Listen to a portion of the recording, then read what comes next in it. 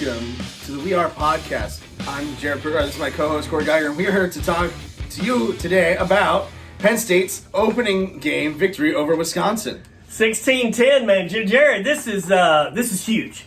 Let's not sugarcoat it. This is a fantastic win for Penn State, for James Franklin. This is the complete opposite of last year. We were at Indiana.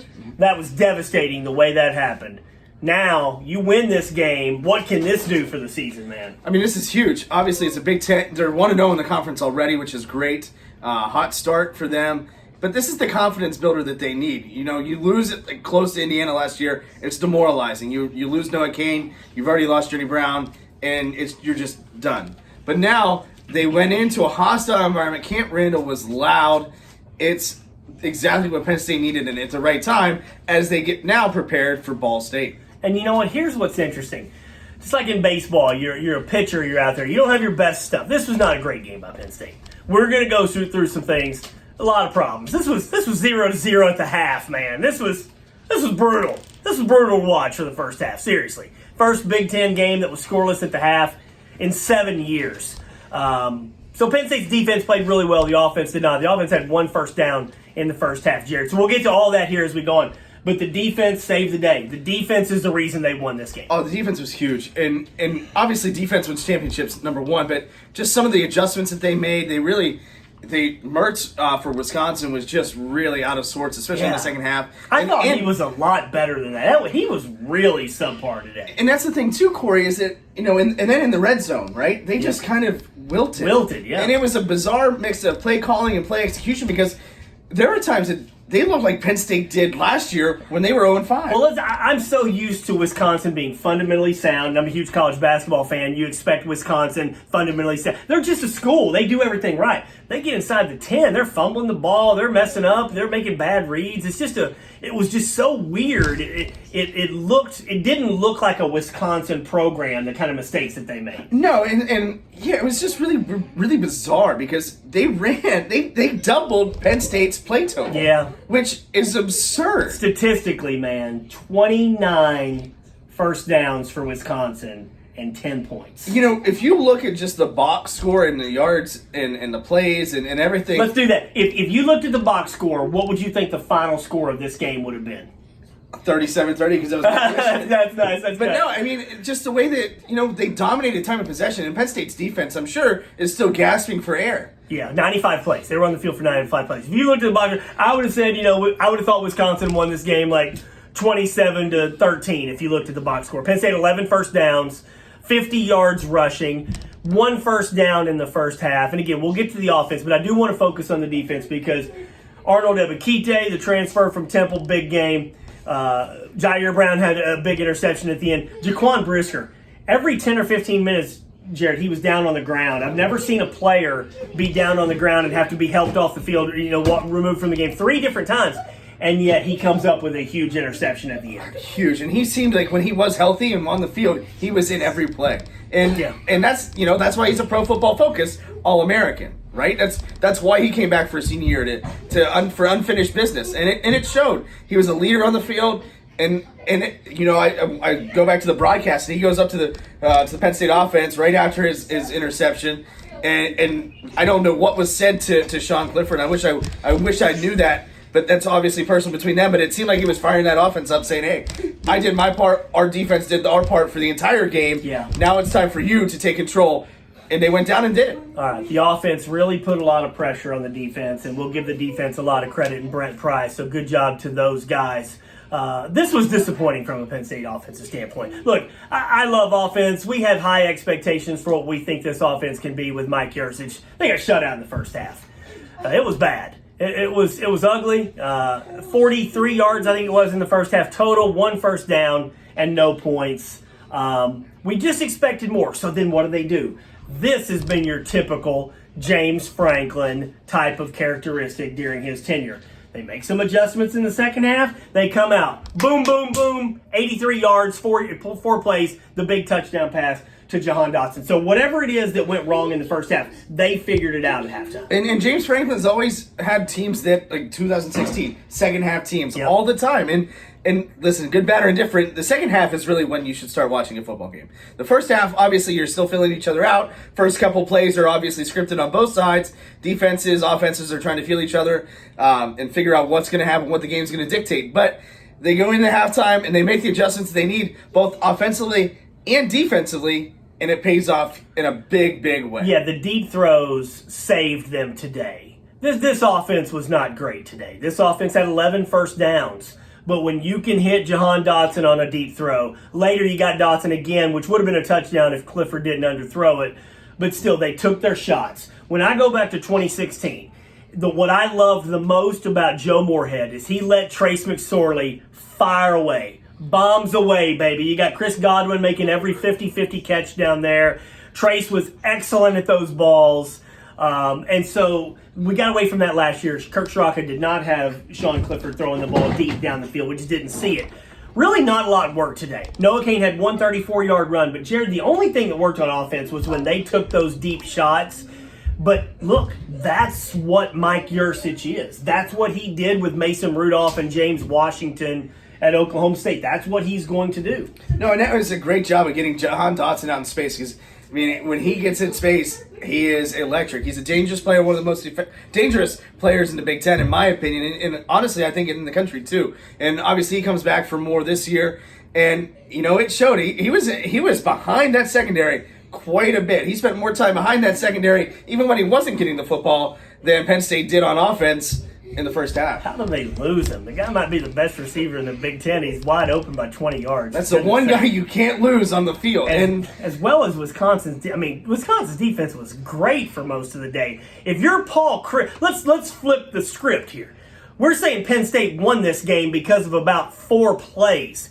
If you're Paul Chryst, you're probably pretty ticked off here because you played fantastic and you lost the game in 4 plays. Wisconsin outplayed Penn State on both sides of the ball and lost because of about 4 plays. And that's football. That's the beauty and that's the realism of football. Because, did Wisconsin dominate that first half? Statistically, yes. On the scoreboard, no. But that's where it matters. The scoreboard is the tell-all, end-all, be-all. Right? They didn't score more points than Penn State, and therefore they lost the game. But when we come back in our second segment, we'll talk more about where Penn State needs to go moving forward.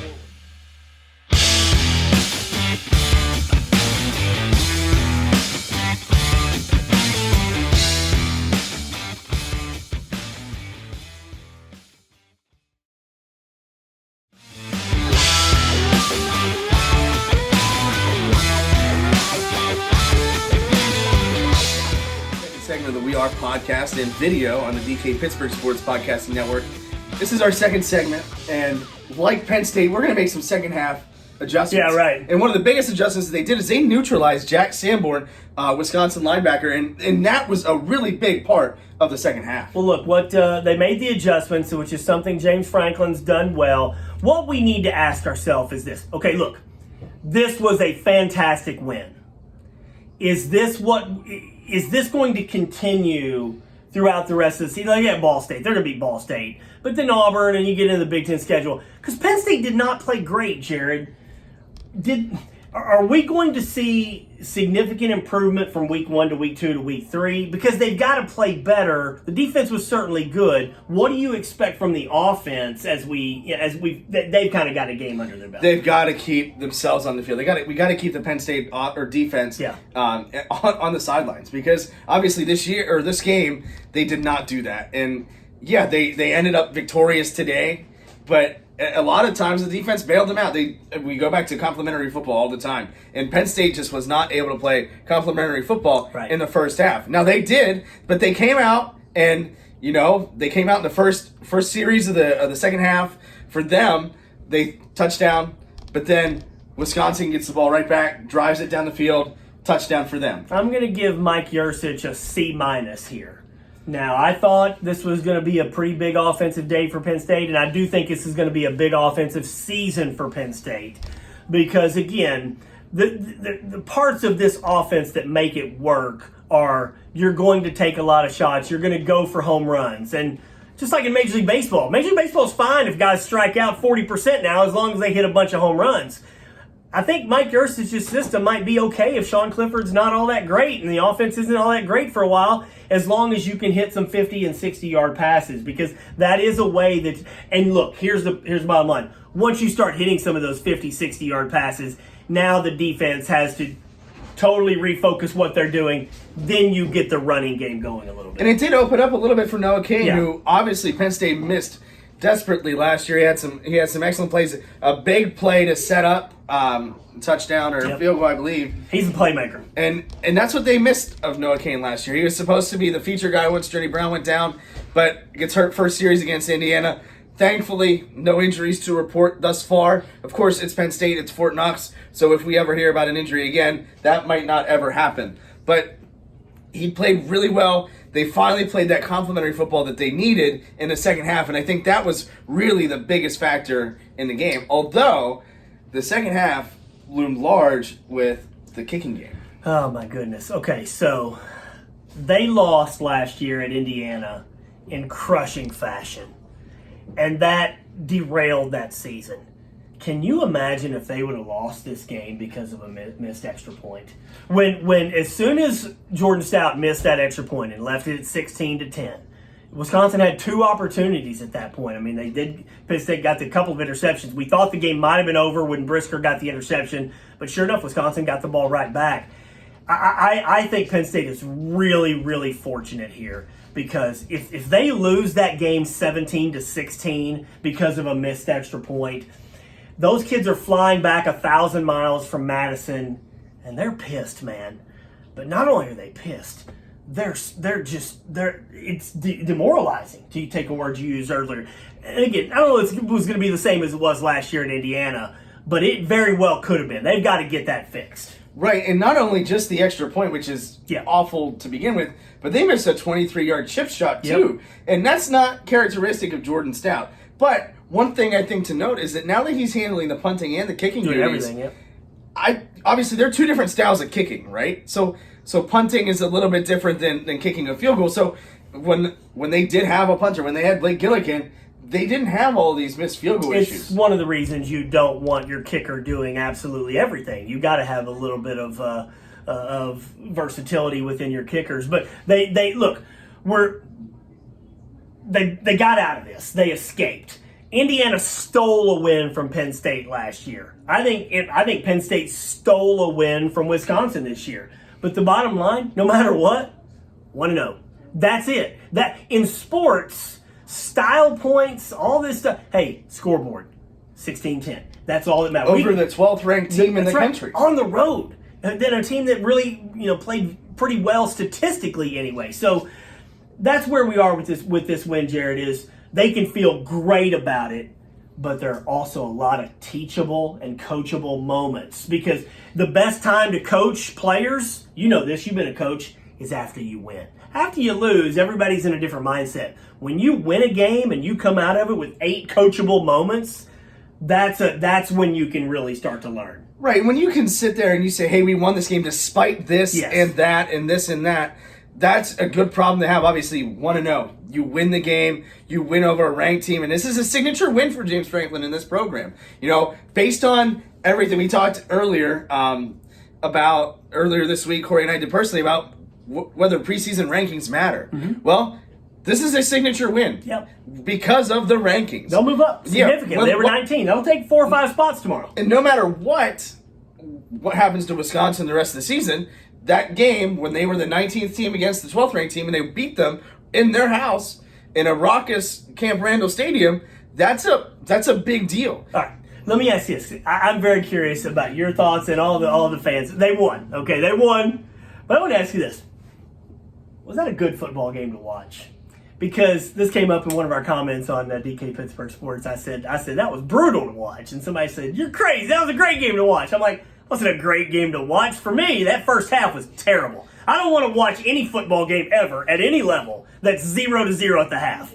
Now, the second half was intriguing, and it came down to the wire. And so from that standpoint, but I'm curious your thoughts on, was it a good football game?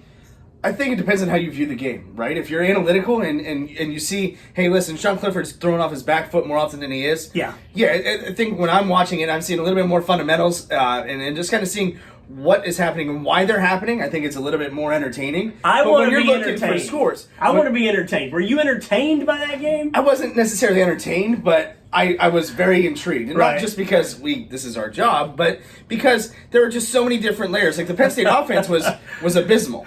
They didn't do much of anything. Like I couldn't go to the bathroom during a Penn State drive without missing Wisconsin coming on the field. If you love kick-catch interferences, great game to watch. Nice. That's well said. Yeah.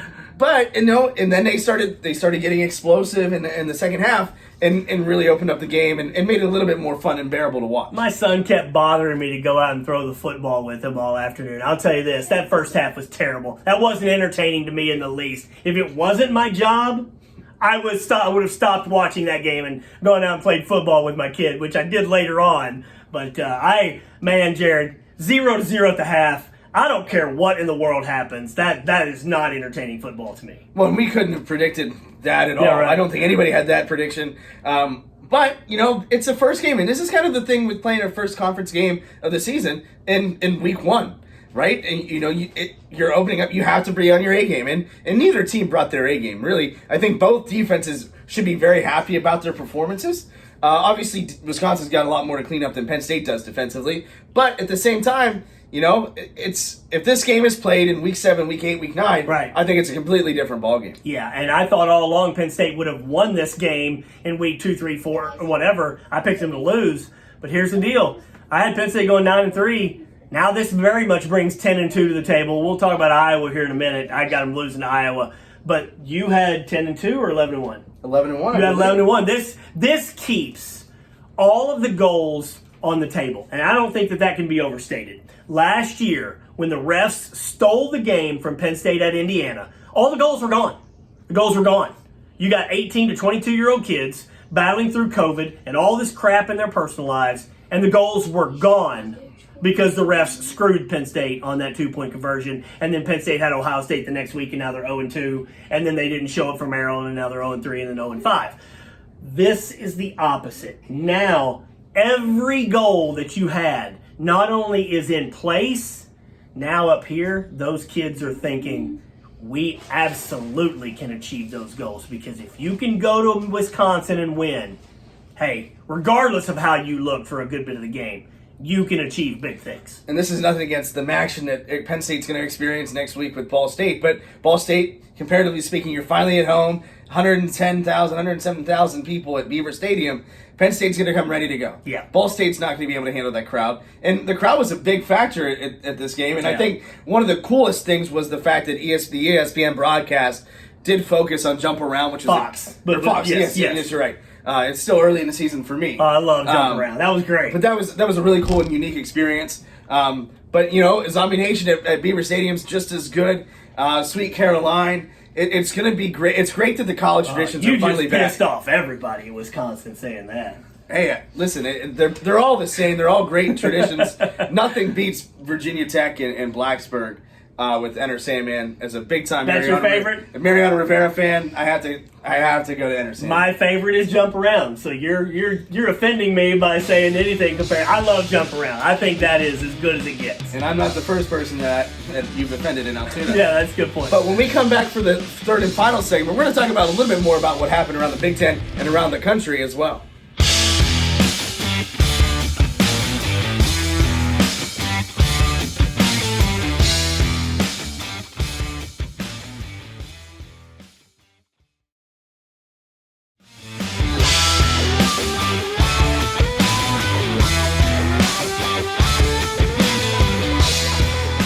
Welcome back to the final segment of the We Are podcast on the DK Pittsburgh Sports Podcasting Network. As always, I'm joined now with Cory Giger, and I am Jared Prugar. Let's talk about what happened around the country, because it's week 1 on the schedule, but this is the second week of play throughout the country and throughout all the conferences. Iowa destroyed Indiana today, Saturday. Just absolutely pummeled Indiana. Michael Penix Jr. really struggled. 34-6 was the final. And you talk about confidence, Jared. You talk about week 1. I'll go back to it again. Indiana beating Penn State last year in week 1 was crushing for Penn State. It set the tone for the year.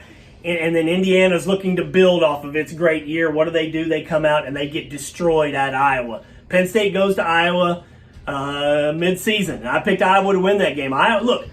Iowa there, that's just a different situation. They know how to play there. They know how to come up against certain types of teams, and they're usually ready and physical. But that to me, I feel for Indiana because it was a good story last year. But, man, you can set the tone for your season right off the bat. Yeah, 34-6 is not how I expected Indiana and Iowa to go by any means. But that's college football. That's, again, starting the season off with a conference game. We saw it last year, the impact that it had throughout the conference, throughout the country. Because you didn't play those cross-division games or cross-conference games. And really, teams need those warm-up games. They need games against Ball State. And at the same token, Ball State needs Penn State to make a lot more money than they would expect.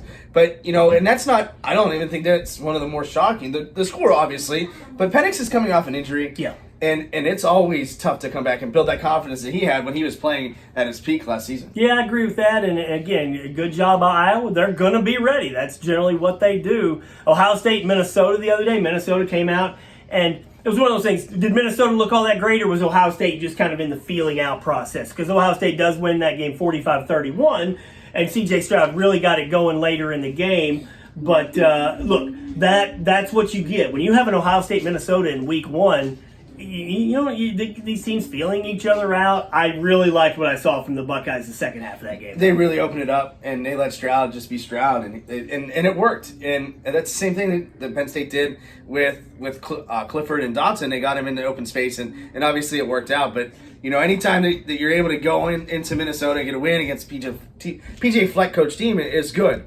And hey, you make those second half adjustments, and good things typically happen. But it's going to be a wild season, I think, across the country and across the Big Ten, because they started out like this. And I think that's something, now Ball State, I think, is a very good possibility of it being a trap game.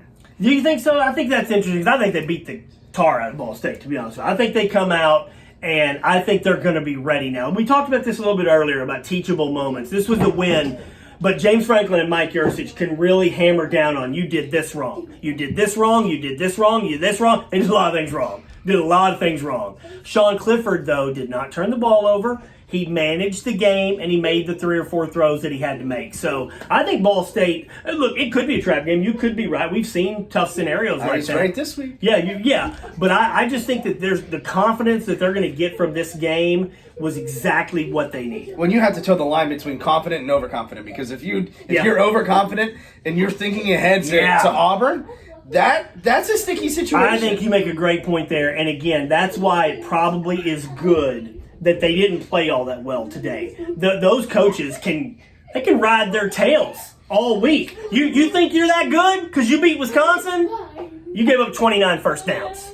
You gave up 375 yards. You had 11 first downs. If I'm James Franklin and these coaches, I'm coming at my guys saying, you better damn well not be overconfident, because in some ways you got lucky here. Right, and you're happy with the win, obviously, but at the same time, you're not satisfied. You have to be hungry for more, because there are, like we said, coachable moments, and I think that's a situation that obviously Penn State's going to take advantage of moving forward. But you have to be wary, and I think James Franklin does a really good job of this. And one game at a time. That's where the one game mentality comes and this is where it's going to be big, because if you start the season 3-1 or 4-0, which I think is very possible now. Yeah. It has to be game by game, and you have to keep that single solid focus game by game, week by week, because if you're able to do that, that game in Columbus is going to matter. That game, in Iowa is going to matter. I think they're going to be 5-0 going to Iowa now. I think that all of a sudden, we'll see what Iowa did. That was huge, but I've picked all along they would beat Indiana. I think they're going to beat Auburn. So you're talking now. Look, let's not get ahead of ourselves. This was a very losable game, but these are winnable games certainly coming up. And if they can go into Iowa undefeated and pull that out, you're at least thinking about the college football playoff. Yeah, and you're right. And they're going to be, I honestly think they could be in the top 8, top 5 if they are able to get past Iowa and win at Kinnick. Yep. That would be another signature win for Penn State in this program. But, talking about the top 10, Penn State could very easily be, I think, 13 in the 10 to 13 range next week based on what's happening throughout the country right now. Yeah, I think that's a good point. 19 now. Voters, I think, here's the thing. If voters didn't watch the game and just saw the score, I think they'll like it. If they watch the game, it actually might work against them because, again, Penn State didn't look all that great. But I think if I'd guess, I'd say 13 or 14. Yeah, I think 12, 13, 14 is the area where they deserve to be after a win like that. But it's going to be interesting to see where they go because I know Pat Narduzzi's not going to put them very high in his list. Oh, nice. That's nice. But Pitt obviously won their game 30-0 over UMass. But UNC loses. They're the 10th ranked team in the country. Yep. Mac Brown looked like he aged about 60 years during that game. Let me say before we go, Dejan Kovacevic wrote something about our Pitt versus Penn State subscriber challenge. Check that out. That's really cool. We're going to see which school can get to 500 subscribers first at $20 a piece of student rate, and then they're going to give away those subscriptions to students. And so it's a Pitt versus Penn State. So if you're a Penn State fan, go to DK Pittsburgh Sports, purchase a student subscription. We'll give that away. If you're a Pitt fan, go there. I don't know why any Pitt fans would be watching our video, but hey, whatever. So it is a way to see Pitt versus Penn State kind of in a roundabout sort of way. Right, and I think that's the thing too is go and subscribe. And obviously our Penn State coverage is free, but we have a lot to offer throughout our site and throughout our podcasting network as well. If you've read anything by Tom Reed, I highly recommend it. That's like my Bible. I wake up and read everything that Tom Reed writes first thing every morning. And when you have writers like that, and Alex Stumpf on the Pirates, and Chris Carter with Pitt, and Dale Lawley with the Steelers, and Taylor and Dave Molinari with the Penguins, and DK himself, the legend himself, good things are going to happen. We got a really good thing going for us over at DK Pittsburgh Sports, and we hope to have you along for the ride. And that's not just students, but also military and our active military drive and subscriptions as well. I'd like to say personally, coming on board here in the last couple weeks, I really am very grateful for all of the nice comments that everybody has made in the asylum and everything. This has been a very warming experience. I'm glad to be on board with Jared to expand the Penn State coverage, and I just want to say personally thank you to everyone who has offered some kind words. I haven't always gotten a lot of kind words from some Penn State fans, Jared, but this has been pretty nice. No, and I'm happy to have Cory on board. As most of you already know, I'm transitioning to a bunch of different roles with the website. So obviously Cory helps me with Penn State stuff now, but also anytime that you can get an award-winning writer, as we're standing here in his dining room, surrounded by Cory Giger's writing memorabilia and writing awards, and Slippery Rock's own Matt Adams. It's really good to add a guy of his caliber. And not only just that, but we're excited for the coverage that we're going to be able to bring, not only for Penn State, but for the future as well, because Cory and I work really well together. We're good friends, and literally we only live a couple blocks away, so if anybody ever needs anything, we can get together pretty quickly. All right, I appreciate it, Jared. This was good. Ball State next week. I guess we got to kind of have to give a prediction here. I think Penn State wins and wins pretty comfortable. I think so too, but there's always that fear of that trap game, and I think Penn State's got to worry about that. So I wouldn't be surprised if they started out sluggish, turned it around mid-first quarter, but the offense has got to start clicking earlier in the game. But next week, we'll be live from the stadium, and I can't wait to be back in the Beaver Stadium press box. Absolutely. Looking forward to it, man. Thank you, as always, for tuning in, and we'll catch you next week from Beaver Stadium. This has been the We Are Podcast on the DK Pittsburgh Sports Podcasting Network. For Cory Giger, this is Jared Prugar. Thank you, and have a great and safe week.